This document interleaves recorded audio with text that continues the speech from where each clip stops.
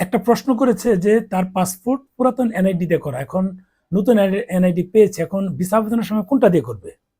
আবার কয়েকজনের প্রশ্ন থাকে যে ভাই আমার তো পুরাতন এনআইডি দিয়ে পুরাতন পাসপোর্ট করা, এখন নতুন পাসপোর্ট করব, নতুন এনআইডি দিয়ে করলে কি আমার পুরাতন পাসপোর্টের সাথে নাম এই ডিজিট মিলতেছে না, তাহলে এটা কি কোড এফিডেভিট করতে হবে কিনা, এই দুইটা বিষয় নিয়ে কথা বলি। প্রথমে শেষের যদি এরকম হয়, একটা বিষয় মাথায় রাখবেন, আপনার প্রথম পাসপোর্ট যেটা থাকে সেটা এক পাসপোর্ট নাম্বার থাকে, পরের পাসপোর্টে কি সেই পাসপোর্ট নাম্বারটা থাকে? থাকে না। তার মানে নাম, জন্ম তারিখ, বয়স বলেন, বাবা মা ঠিকানা সব সেম আছে, বুঝলেন পাসপোর্টে। পরের পাসপোর্টে তো নাম্বার কিন্তু মিলে না, আগেরটা তো তথ্য সবই সেম, কিন্তু পাসপোর্ট নাম্বার মিলে না কেন? এনআইডির ক্ষেত্রে এটাই ধরে নেবেন, অসুবিধা নেই। আপনার আগের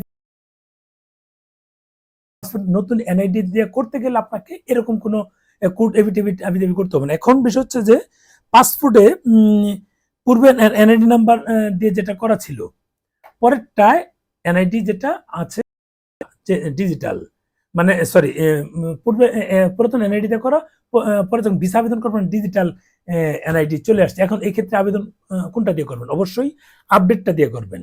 আপডেটটা দিয়ে করবেন এই কারণে যে সবকিছু আপডেট চায়, দিয়ে করলে কি আবার কোড এফিডেভিট করতে হবে না? না, এই যেটা যে পুরাতন পাসপোর্ট পুরাতন এনআইডি তে করছে, নতুন পাসপোর্ট নতুন এনআইডি এসেছে, এখন কি কোড এফিডেভিট করে কি চেঞ্জ করতে হবে কিনা? ওই যে বললাম তো, পাসপোর্ট যেমন আগেরটা পরেরটা পাসপোর্ট নাম্বার পরিবর্তন হয়েছে, ওইটা ওইরকম পরিবর্তন হয়, কিন্তু তথ্য তো কোনো পরিবর্তন হচ্ছে না। যদি তথ্য পরিবর্তন হয় ওই ক্ষেত্রে আপনার বিপদ।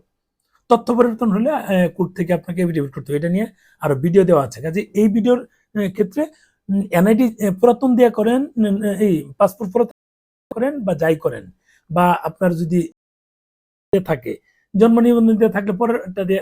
আবার অনেকে প্রশ্ন করতে পারে যে জন্ম নিবন্ধন দিয়ে যদি পাসপোর্ট করা থাকে, আমি কি পরবর্তীতে এনআইডি পেয়েছি, ওই এনআইডি এর নাম্বারটাকে আমি ইউজ করতে পারবো কিনা ভিসা আবেদনের ক্ষেত্রে? অবশ্যই পারবেন, এটাই করবেন। আপনার যখন 18 বছর আগে ছিল, 17 বছর ছিল, তখন তো আপনি এনআইডি করতে পারেন নাই, তখন তো জন্ম নিবন্ধন দিয়ে করতে হয়েছে। এখন আপনার 19 বছর বয়স হয়েছে, এখন আপনি পাসপোর্ট করবেন, নিশ্চয়ই এই সরি এখন আপনি ভিসা করতে দিবেন, নিশ্চয়ই আপনার এখন ওই জন্ম নিবন্ধন দিয়ে করবেন না। আপনার 18 পার হয়েছে, তার মানে এনআইডি পেয়েছেন, এনআইডি নাম্বার দিয়ে করবেন। এইগুলা ক্ষেত্রে কোড ডেবিট কিচ্ছু লাগবে না, সহজ হিসাব। ভালো থাকবেন। এরকম ছোট ছোট পয়েন্ট যদি থাকে আপনারা প্রশ্ন করবেন, আমি ছোট ছোট ভিডিও আকারে আপনাদেরকে দিয়ে দিব।